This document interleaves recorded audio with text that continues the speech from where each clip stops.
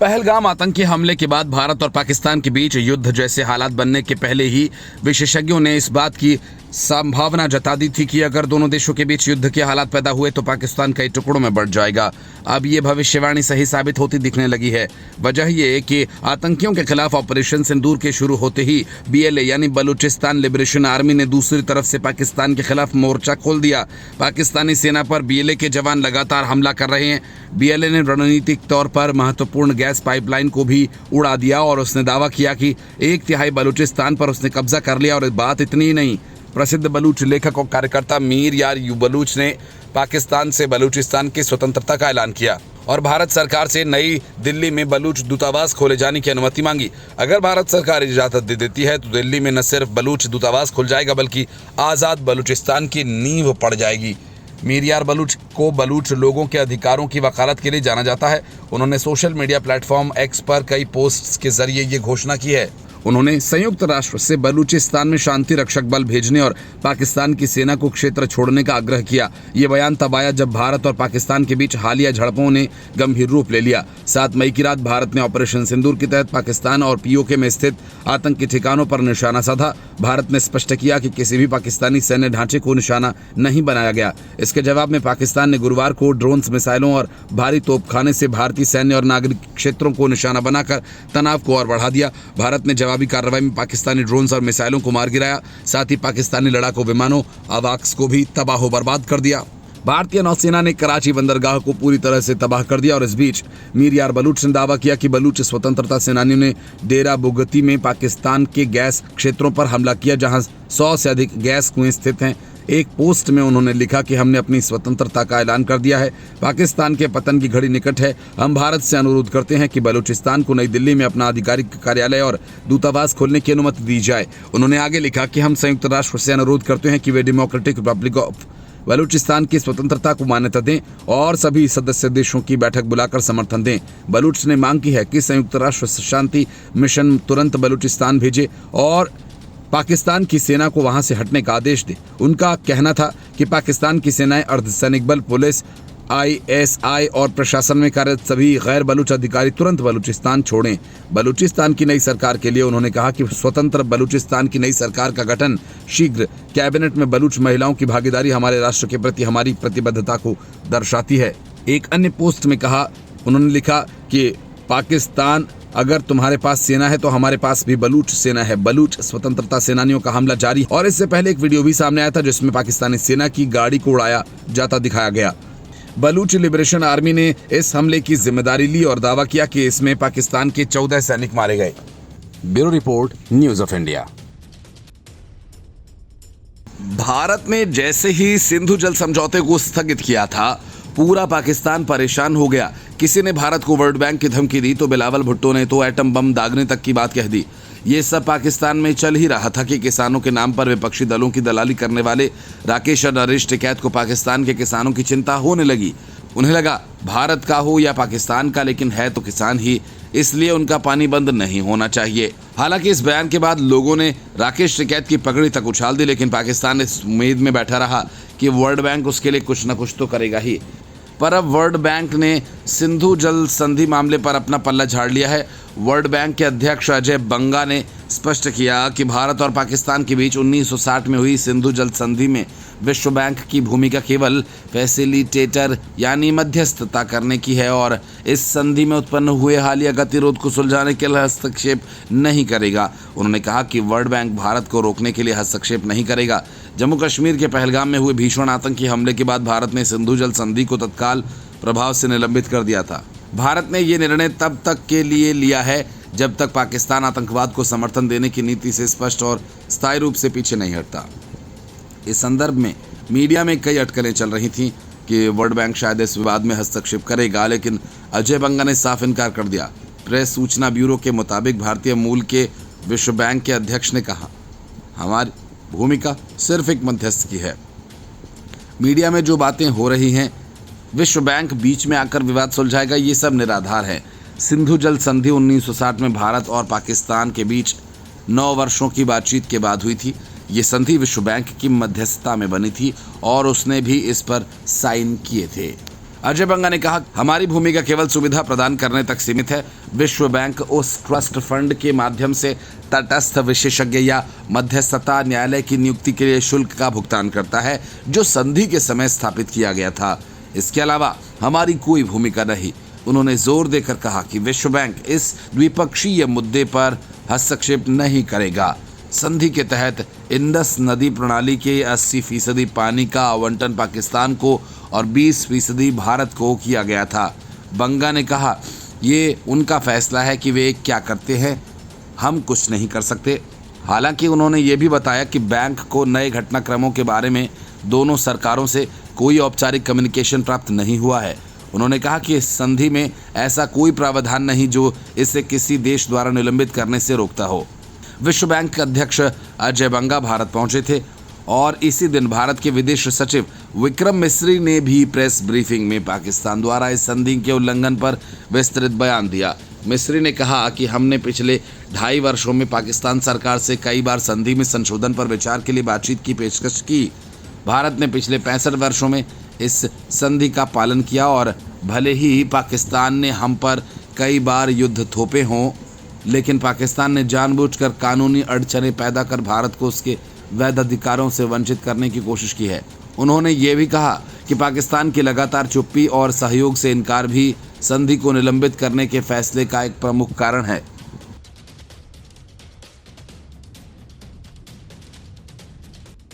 पाकिस्तान की दलाली करके सत्ता की मलाई चाटने वाले देश में कई नेता हैं, लेकिन उन सब में सबसे आगे है महबूबा मुफ्ती। पाकिस्तान की इसी दलाली के कारण विधानसभा चुनावों में महबूबा की पार्टी एक भी सीट नहीं जीत सकी, लेकिन उनके अंदर से पाकिस्तान को लेकर प्रेम गया नहीं। जब पहलगाम में निर्दोष यात्रियों को बेरहमी से मारा गया था, तब नकली आंसू बहाने वाली महबूबा का दर्द सामने आया जब आतंकवाद के खिलाफ भारत की सेना ने ऑपरेशन सिंदूर लॉन्च किया और महज 3 दिन के अंदर ही पाकिस्तान को घुटनों पर ला दिया। ऑपरेशन सिंदूर के कारण 3 दिन के अंदर ही पाकिस्तान को अरबों का झटका तो लगा ही, साथ ही उसके पालतू आतंकी या तो मारे गए या फिर कहीं छिप गए। ऐसे में महबूबा मुफ्ती का दर्द छलक पड़ा और कहने लगी कि दोनों देश तत्काल बातचीत शुरू करें ताकि जम्मू कश्मीर में शांति बहाल हो सके। उनका मानना है कि जब तक भारत और पाकिस्तान समर्थक बातचीत नहीं करते, तब तक कश्मीर की स्थिति और बिगड़ती जाएगी। महबूबा मुफ्ती ने कहा कि भारत एक उभरती हुई शक्ति है और पाकिस्तान आर्थिक रूप से पिछड़ता जा रहा है। दोनों को ही देशों का विनाश की ओर धकेलना बंद करना चाहिए। जम्मू कश्मीर के लोग खास तौर पर सीमावर्ती इलाकों में हर दिन संघर्ष कर रहे हैं। उन्होंने इमोशनल होकर कहा कि हमारी माँ कब तक पीड़ित रहेंगी। उन्होंने आगे कहा कि आतंकी शिविरों को नष्ट करने के लिए हमारे लक्ष्य पूरे हो चुके हैं, अब ये युद्ध बंद हो जाना चाहिए। पीडीपी अध्यक्ष ने कहा कि मीडिया झूठी कहानी क्यों फैला रहा है। प्रचार की भी एक सीमा होती है और दोनों तरफ मीडिया नकारात्मक भूमिका निभा रहा है। हम एक पूर्ण युद्ध की कगार पर हैं और दोनों के पास ही परमाणु शक्तियां हैं। मुझे डर है कि अगर ये परमाणु युद्ध में बदल जाएगा तो कुछ नहीं बचेगा, केवल निर्दोष लोग ही मारे जाएंगे। महबूबा मुफ्ती ने कहा कि हमें जीने और जीने दो में विश्वास रखना चाहिए। लोगों ने दिखाया कि पहलगाम हमले ने हमें कितना प्रभावित किया, लेकिन अब हमलों की स्थिति को और ख़राब कर दिया गया। महबूबा मुफ्ती ने कहा कि जंग कोई समाधान नहीं और अब राजनीतिक समाधान का समय है। पीपल्स डेमोक्रेटिक पार्टी प्रमुख महबूबा मुफ्ती ने भारत और पाकिस्तान से एक दूसरे पर हमला रोकने की अपील की और कहा कि इस युद्ध में मासूम बच्चे मारे जा रहे हैं, आखिर इन बच्चों और महिलाओं का क्या कसूर। महबूबा ने कहा कि पुलवामा हो या पहलगाम हो, ये हादसे याद दिलाते हैं कि कैसे हमारा मुल्क तबाही के रास्ते पर पहुंचा और अगर ऐसे ही आगे चलता रहा तो पूरी दुनिया में बर्बादी का रास्ता खुल सकता है। उन्होंने कहा कि सैन्य कार्रवाई से बीमारी की जड़ तक नहीं पहुंचा जा सकता, इससे शांति स्थापित नहीं की जा सकती। महबूबा मुफ्ती ने कहा कि हमारा देश पूरी दुनिया में बहुत बड़ी ताकत बनकर उभर रहा है। पाकिस्तान के आंतरिक हालात अच्छे नहीं हैं, ऐसे में दोनों मुल्कों को राजनीतिक दखल का प्रयास करना चाहिए। उन्होंने कहा कि पुलवामा हमले के बाद बालाकोट सर्जिकल स्ट्राइक हुई तो उससे क्या हुआ, ऐसे ही पहलगाम के बाद ये कार्रवाई हो रही है। इसलिए दोनों देशों से मेरी गुजारिश है कि ये जो हमले हो रहे हैं उसे बंद कर दिया जाए। पीडीपी चीफ ने कहा कि दोनों देशों की ओर से अलग अलग दावे किए जा रहे हैं, अब दोनों ने हिसाब बराबर कर लिया है तो जंग रोक देनी चाहिए। हमारे बच्चों को क्यों मारा जा रहा है, मेरे लोगों का खून क्यों बहाया जा रहा है। उन्होंने कहा कि प्रधानमंत्री नरेंद्र मोदी ने खुद कहा था कि अब युद्ध का दौर खत्म हो चुका है। ऐसे में दोनों देशों के प्रधानमंत्रियों को फ़ोन पर बात कर लेनी चाहिए। महबूबा मुफ्ती ने कहा कि हमारे सीमावर्ती इलाकों में बहुत दहशत है। मेरी गुजारिश है कि इस सिलसिले को यहीं बंद कर दिया जाए।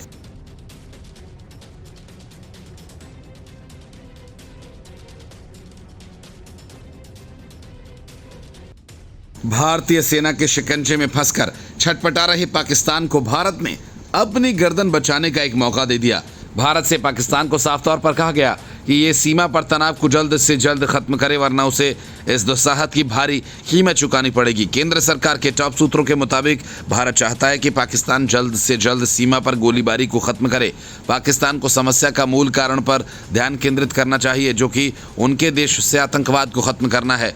भारत ने पाकिस्तान में अपने दुश्मनों पर हमला किया, न कि किसी सैन्य टारगेट पर या किसी नागरिक पर।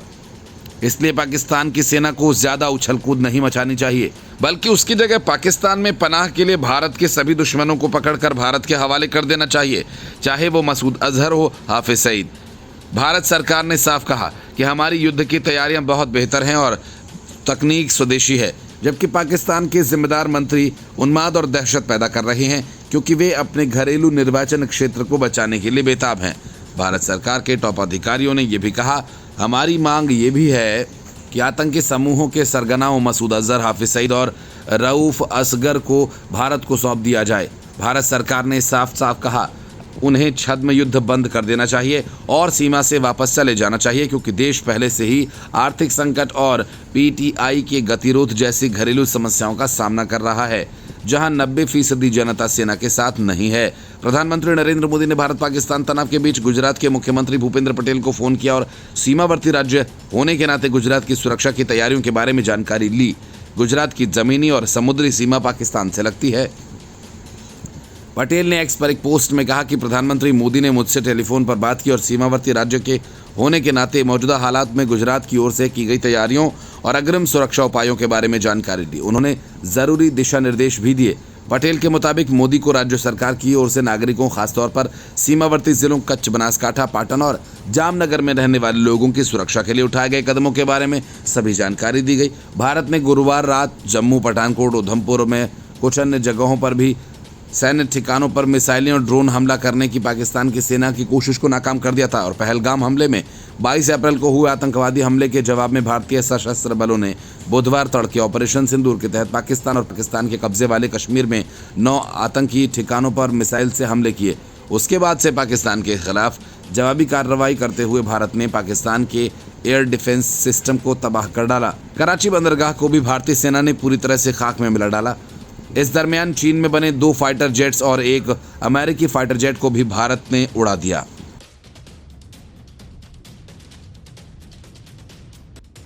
सामने जले हुए नोटों की बोरियां घर जस्टिस यशवंत वर्मा का था। मतलब कि सारे सबूत सामने थे, फिर भी जांच कमेटी बनाई गई, जांच भी हुई और उस जांच में भी कॉलेजियम सिस्टम की कोड़ से पैदा हुए भ्रष्ट जस्टिस यशवंत वर्मा दोषी करार दिए गए। सीजीआई संजीव खन्ना ने सब कुछ साफ हो जाने के बाद जब यशवंत वर्मा को इस्तीफा देने का सुझाव दिया तो यशवंत वर्मा ने ऐसा करने से इनकार कर दिया। इसके बाद सीजीआई संजीव खन्ना के पास कोई दूसरा रास्ता नहीं बचा था। आखिरकार संजीव खन्ना ने राष्ट्रपति और प्रधानमंत्री को जांच रिपोर्ट भेजकर जस्टिस वर्मा के खिलाफ महाभियोग चलाने की सिफारिश की। रंगे हाथ नोटों की बोरियों के साथ पकड़े गए वर्मा के खिलाफ अब महाभियोग भी चलेगा। उनकी नौकरी भी जाएगी और फिर पीएमएलए के तहत कार्रवाई होगी और फिर कोर्ट रूम की जगह तिहाड़ जेल उनका नया ठिकाना होगा। कॉलेजियम सिस्टम के तहत नियुक्त किए गए जस्टिस वर्मा की रिश्वतखोरी चौंकाने वाली है। बावजूद सबके जस्टिस वर्मा अब तक यही कह रहे हैं कि उन्हें फंसाया गया है, उनके खिलाफ साजिश रची गई, इसलिए वे इस्तीफा नहीं देंगे। सुप्रीम कोर्ट ने आधिकारिक तौर पर कहा कि सीजेआई ने इन हाउस प्रक्रिया के अनुरूप राष्ट्रपति मुर्मू और पीएम मोदी को पत्र लिखा, जिसमें जस्टिस वर्मा के प्राप्त 6 मई के पत्र प्रतिक्रिया के साथ साथ 3 मई को 3 सदस्यीय समिति की रिपोर्ट की एक प्रति संलग्न है। खन्ना की सिफारिश पर केंद्र को वर्मा को हटाने के लिए लोकसभा न्यूनतम 150 सांसदों के हस्ताक्षर या राज्यसभा के 50 सांसदों की तरफ से प्रस्ताव पेश करना होगा। इसके बाद लोकसभा अध्यक्ष या राज्यसभा के सभापति को यह तय करना होगा प्रस्ताव को स्वीकार किया जाए या नहीं। अगर इसे स्वीकार कर लिया जाता है तो स्पीकर या चेयरमैन 3 सदस्यीय समिति का गठन करेंगे। इसमें एक शीर्ष अदालत का जज, एक हाईकोर्ट का चीफ जस्टिस और एक प्रतिष्ठित न्यायविद शामिल होंगे। ये समिति वर्मा के खिलाफ जांच के लिए आरोप तय करेगी और उन्हें सबूतों का खंडन करने का अवसर दिया जाएगा। औपचारिक सुनवाई के बाद समिति संबंधित सदन को रिपोर्ट देगी, जो अगर जज को दोषी पाया जाता है तो दोनों सदनों में इस मामले पर बहस करेगा। जज को भी हटाया जा सकता है जब हर सदन में 2/3 सदस्य मौजूद हों और वोटिंग के जरिए प्रस्ताव का समर्थन करें। इससे पहले संसद ने सुप्रीम कोर्ट के जज वी रामास्वामी के खिलाफ निष्कासन प्रस्ताव पर बहस की थी, जो 1991 में लोकसभा में गिर गया था। कलकत्ता हाई कोर्ट के जज सौमित्र सेन ने संसद में बहस के बीच ही पद से इस्तीफा दे दिया था और इससे पहले 3 मई को अपनी रिपोर्ट में जांच पैनल ने वर्मा के घर नकदी के बंडलों के रहस्यमय ढंग से गायब होने का विवरण दिया। सीजीआई की तरफ से 22 मार्च को गठित इस जांच समिति में पंजाब और हरियाणा हाईकोर्ट के मुख्य न्यायाधीश जस्टिस शील नागू, हिमाचल प्रदेश हाईकोर्ट के मुख्य न्यायाधीश जस्टिस GS संधावालिया और कर्नाटक हाईकोर्ट के न्यायाधीश जस्टिस अनु शिवरामन शामिल थे। समिति ने इस मामले में कई महत्वपूर्ण गवाहों के बयान दर्ज किए, जिनमें दिल्ली फायर सर्विस प्रमुख अतुल गर्ग, 3 अग्निशमन कर्मचारी, न्यायाधीश के सुरक्षा गार्ड, CRPF जवान, दिल्ली पुलिस आयुक्त संजय अरोड़ा, DCP देवेश महला और एडिशनल DCP सुमित झा शामिल हैं। Bureau report, news of India.